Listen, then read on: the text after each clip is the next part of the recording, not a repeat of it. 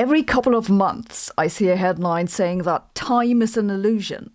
It's like the recurrence of the headline itself is proof of its claim. Nothing ever changes, people. It's just an illusion. We'll forever be trapped in a time loop in which physicists tell us that time is an illusion. To break out of this loop, I've had a look at the most recent headline-making paper. What do physicists even mean when they say that something is an illusion? I think it's based on an analogy with optical illusions. This, for example, is a famous optical illusion known as the Fraser spiral. It looks like a spiral, but if you inspect it closer, it's actually not. These are concentric circles that just appear to be a spiral. It's an illusion. But that it's an illusion doesn't mean it's not what we see. We do see a spiral, kind of, if we don't think about it too much. Because once I start thinking about it, it kind of turns my brain into mush. And that's the whole point. That something is an illusion in physics, loosely speaking, means the same. Something looks like one thing, but if you study it closer, it's something else. And thinking about it turns your brain into mush. A good example is the solidity of matter. This desk certainly seems solid, but if we were to look closer at it, it'd be mostly empty space. Again, though, that the solidity is an illusion doesn't mean I don't have the experience of it. The experience is totally real. Getting mushy already? If not, here's another example. Free will. Many people have the feeling of using something they call free will. That feeling is totally real. Yet if you look closer at it, there's nothing free being willed in the human brain. It's just particles following the laws of nature. Free will is an illusion. Yeah, definitely mushy now. And it's the same when they talk about time. It's that while we certainly have this feeling of time passing, if you look closer at how physics works, there might be no time. It's an illusion. But is it? Well, the reason physicists talk about this so much is that it's rather controversial. You see, in Einstein's general relativity, time is built in at the very basis. Time is a coordinate and it joins with space to space-time. That's what you start from, basically. In quantum physics, on the other hand, time plays a different role from space. You can, for example, measure where a particle is, but not when it is. Both ways of dealing with time make sense on their own, but they don't fit together. Physicists call this the problem of time. Many of them believe that it's the reason why quantum physics and gravity don't want to cooperate and why we still don't have a theory of quantum gravity. The most widely accepted way of reconciling the two is to make time relational. That might sound like physicists wanted to post pics on Instagram, but not so. It means that the passage of time of one object needs to come from its relations with something else. This can reconcile the two notions of time because it can work both in general relativity and in quantum physics. You see, in general relativity, this space-time is all well and good, but we can't actually measure it. No one can measure a time coordinate. That doesn't mean anything. The time that we actually measure comes from clocks. And for a physicist, a clock is anything that recurs in regular intervals. Pendulum swings, heartbeats, headlines proclaiming that the Nobel Prize is outdated, and so on. Doing this for general relativity is straightforward. You just need to calculate the proper time. For quantum mechanics, not so much. Because how do you define a clock in quantum mechanics, and how do you get a time from that?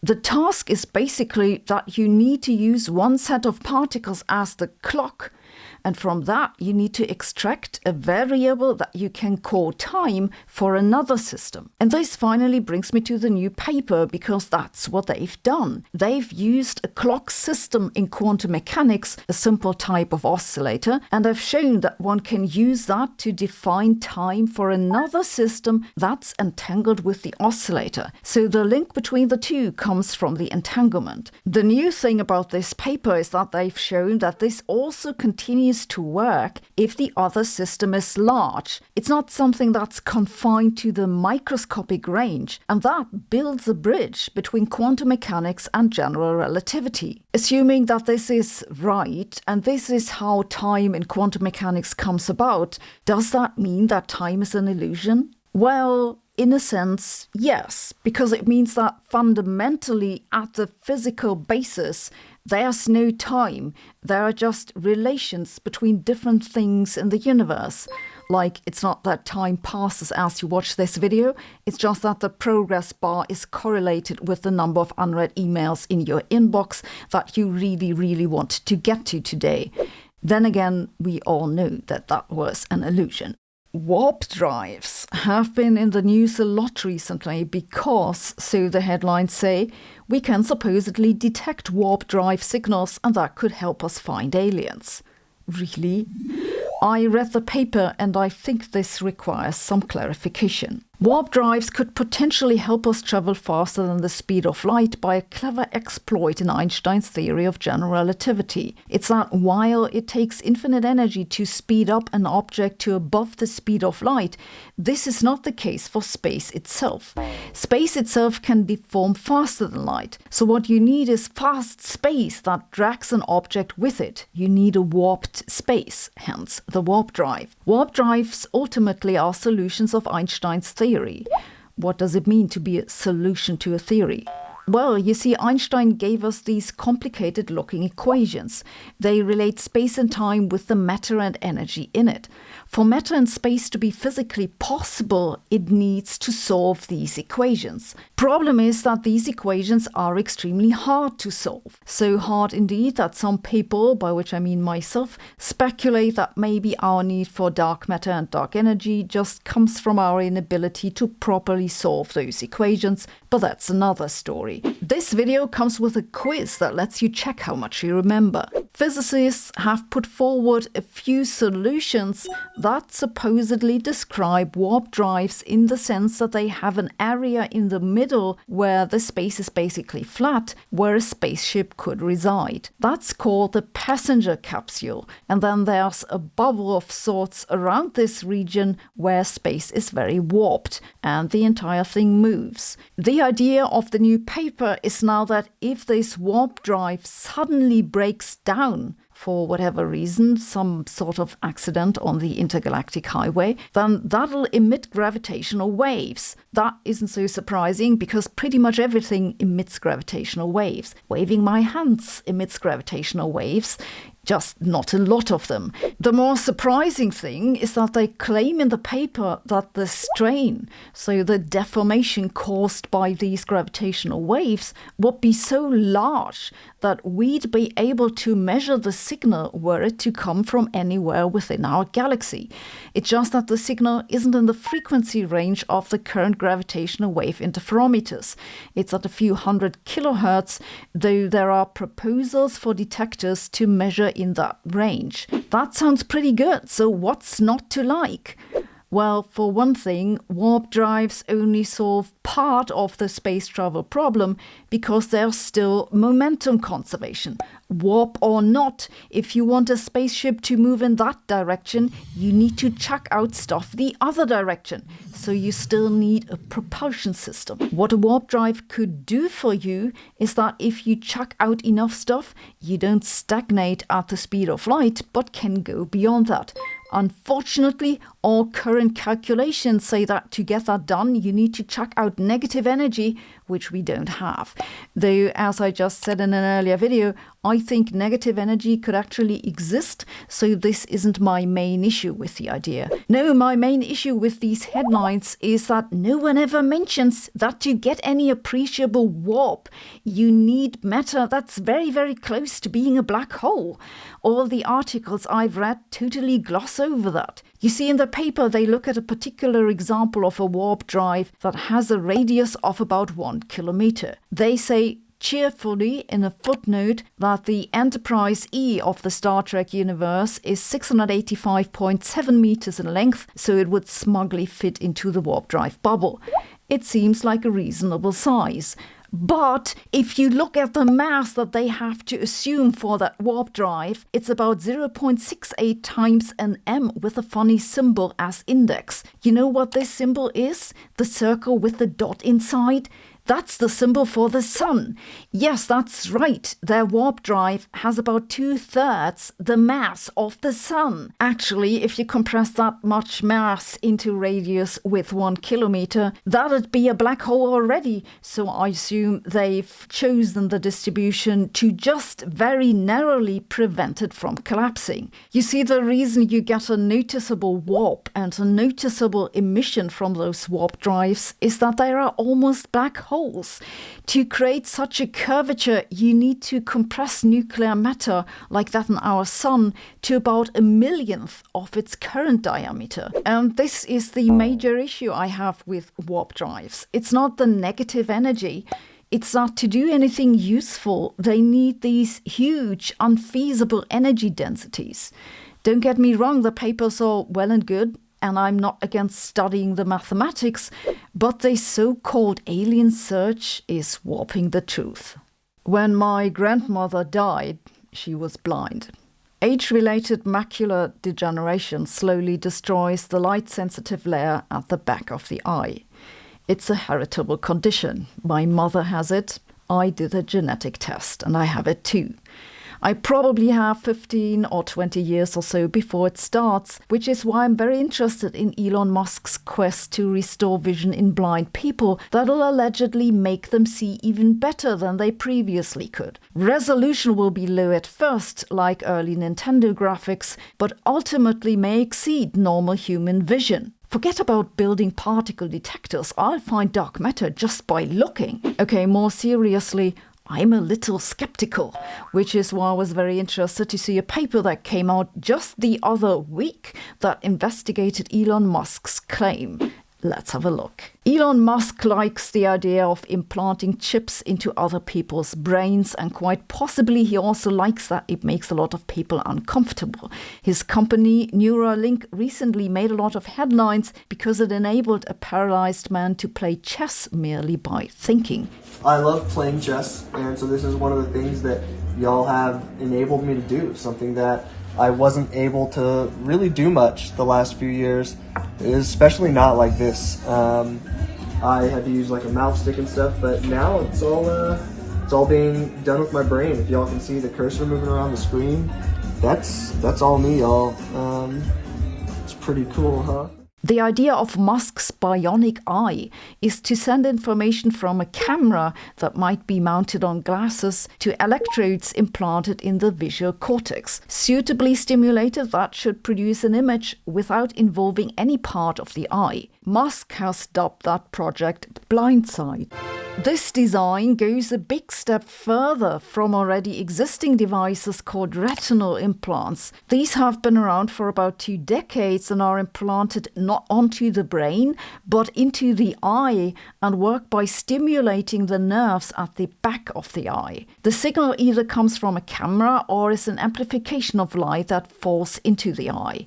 They do successfully restore a very limited sort of vision. It's generally not great, but anything is better than nothing. Blindside, however, goes a step further by putting the chip onto the brain rather than into the eye. It's supposed to work by cutting away the skin on your head, drilling a hole into the skull, plugging thin wires into the visual cortex, putting the chip into the hole, and sewing the skin back over it. All of this is done by a robot because you don't accidentally want visual information to go into your nose, do you? There you go. That's the first insertion. The chip has 96 flexible threads. They contain 32 electrodes each, which makes a total of about 3,000 electrodes. The device is an upgrade over earlier designs in that it has thin flexible contacts coated by a polymer that's supposedly biocompatible and is powered by a battery that can be recharged contactlessly. If you ask me, that's a great improvement over having cables hanging out of your hat. In a press conference of sorts from earlier this year, Neuralink shared an image illustrating the resolution of the device that they are currently working on. It's rather grainy dots, as you can see here in this representation of this street image.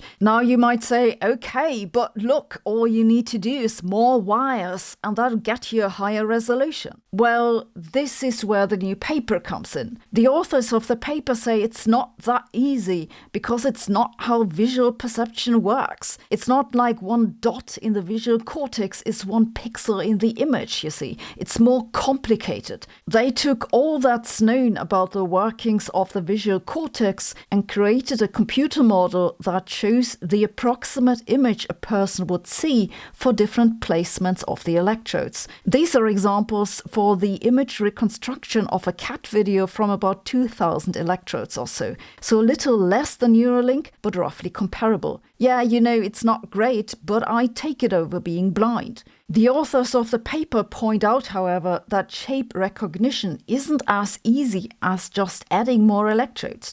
Neurons fire in patterns and in certain sequences to trigger the perception of moving shapes. They say that for the time being, the limitation isn't the number of electrodes, it's that we don't know well enough how neurons give rise to images. They write, our simulations suggest that in the foreseeable future, the perceptual quality of cortical prosthetic devices is likely to be limited by the neurophysiological organization of the visual cortex rather than engineering constraints. In the press release, one of the authors, Ian Fine, is quoted with saying, engineers often think of electrodes as producing pixels, but you can't stimulate 44,000 cells in a blind person and say, draw what you see when I stimulate this cell. Basically, they're saying that Elon Musk's idea of a better than normal human vision is nonsense. Neuralink is of course not the only company working on neural implants. An interesting competition is the US/Australian company Synchron, because they're working on a brain interface that does not require open brain surgery. They instead want to deliver electrodes through blood vessels, and they have completed some very interesting trials. It seems like a good idea to me, because having a hole drilled into my head isn't my idea of a fun afternoon. Something is brewing in quantum computing, people, and this could be a total game changer. It's hard to evaluate the promise of quantum computing because there are so many people who have a reason to exaggerate their research, so much so that sometimes I'm not sure whether they're joking or not.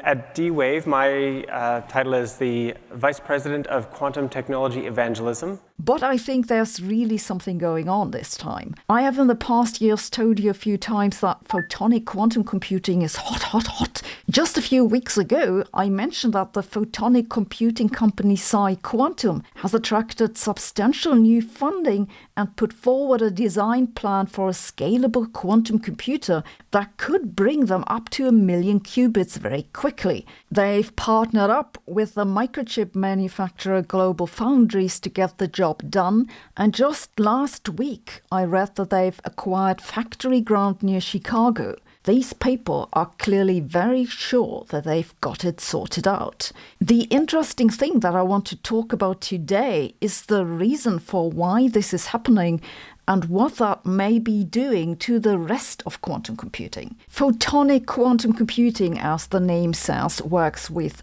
photons, the quanta of light. But you see, the issue with photons is that there's no easy way to entangle them once you've created them. You can create them entangled, and physicists do that all the time, but changing the entanglement later is difficult. This is because photons don't interact with each other. Some groups are trying to get this done with nonlinear in medium effects, which is very interesting, but it's complicated. This is why PsiQuantum is using a different approach. The standard approach is called gate-based, and it's very similar to how a conventional computer works. A logical gate is the computer entry point for Bill Gates. Just checking if you're listening. A gate is the part of a computer that performs the logical operations of a computation. You start with your qubits on the quantum computer in a default state, and then you apply operations to them that move the entanglement around. At the very end, you make a measurement, and where you find your qubits, that gives you the answer, or at least that's the idea. The problem is that how well this works depends a lot on how good the gates are. But because that's so difficult to do with photons anyway, the photonic people do it differently. They start with a big state of entangled photons and then use those as the initial state and then just do measurements. It's called measurement-based quantum computing. This has a couple of advantages. Most importantly, you don't have to worry about how good your gates are. It's also easier to make fast measurements in parallel to each other than it is to do gate operations, which gives a speed advantage. And there are some error correction protocols which can be used on the measurement-based approach that don't work on the gate-based approach. If that makes you think now, why hasn't everyone been doing this in the first place? There are probably a lot of people now thinking the exact same thing, because this approach can't just be used for photonic computing, it can also be used for other quantum computers. And you can bet that as we speak, there are quantum computing companies all over the world shifting from the gate-based approach to a measurement-based approach. This can make a dramatic difference very quickly. Will it work? I've no idea. You see, it could just be that they're pushing around the bump under the carpet. If you use a measurement-based approach, you no longer have to swap around all that entanglement with gates, all right? But you still have to create it and get started. And doing that for 1 million qubits might turn out to be very difficult. How difficult? No one knows, because no one's done it. What would it mean if that'd work? Let's do some speculation, because that's the real fun part, isn't it? First and foremost, some people would become very rich very quickly, starting with all the shareholders of photonic computing companies. And some people would lose a lot of money very quickly. That's all the people who have invested into companies who can't pull this off quickly enough, which will be most of them. The second thing that'd happen is that global security concerns over decrypting top secrets would explode. And the third thing is that some banks will up their game by using quantum computing, and whoever is the fastest will make a lot of money before the rest catches up. This could all happen within a couple of years. Now, let me be honest, I still don't really believe it. I think quantum computing is the fine-tuning problem, much like nuclear fusion, and chaos will come back to bite you no matter how you try to get your 1 million qubits sorted out. But what do I know? Maybe I'm wrong, in which case the next few years will be very, very interesting, so don't forget to subscribe. For most scientific research, the purpose is obvious. A cure for cancer, better solar cells, the role of childhood aerobic fitness in successful street crossing. Yes, that's published research.